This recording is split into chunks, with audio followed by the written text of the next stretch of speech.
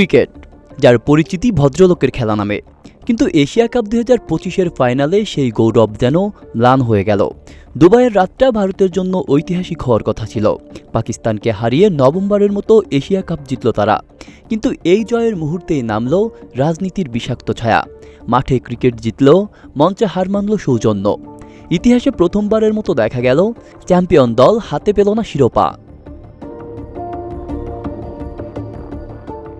কারণ একটাই, ভারতীয় দল স্পষ্টভাবে অস্বীকার করেছে পাকিস্তান ক্রিকেট বোর্ড ও এশিয়ান কাউন্সিলের সভাপতি মহসিন নাকভির হাত থেকে ট্রফি নিতে।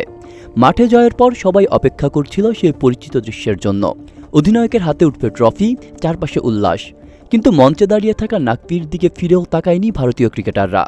অথচ উপস্থিত ছিলেন আরও অতিথি, যেমন এমিরেটস ক্রিকেট বোর্ডের সহসভাপতি খালিদ আল জারউনি, যিনি ট্রফি দিতে পারতেন, কিন্তু নাকভি ছিলেন অনড়, ট্রফি তিনিই দেবেন। ঘণ্টাব্যাপী এই টানাপোড়েন শেষে যা ঘটল তা লজ্জাজনক।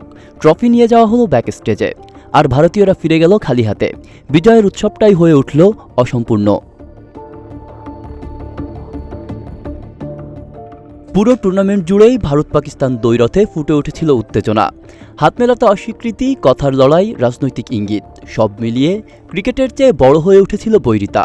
বিশেষ করে পেহেলগাম হামলার পর সূর্যকুমার যাদবের মন্তব্য নিয়ে বিতর্ক, আর তার জবাবে নাকভির পক্ষ থেকে আইসিসিতে অভিযোগ, এমনকি বিমান ভূপতিত করার ভিডিও পোস্ট, সব মিলে পরিস্থিতি আরও উত্তপ্ত হয়ে ওঠে।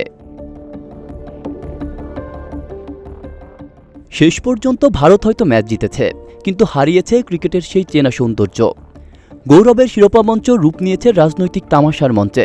নাকভি দাঁড়িয়ে থাকলেন একা, দর্শকরা দুয়ো দিলেন, পাকিস্তান দল তখন ড্রেসিং রুমে। এশিয়া কাপ 2025 মনে থাকবে না কেবল রানের হিসেব কিংবা জয়ের আনন্দে, বরং মনে থাকবে ক্রিকেটীয় ভদ্রতার হার, রাজনীতির ছায়ায় ঢেকে যাওয়া এক অন্ধকার রাতের জন্য। আর প্রশ্নটা থেকেই যাবে, ক্রিকেট কি তবে আর ভদ্রলোকের খেলা নেই? আব্দুল্লাহ রফসান জনি, ঢাকা প্রকাশ।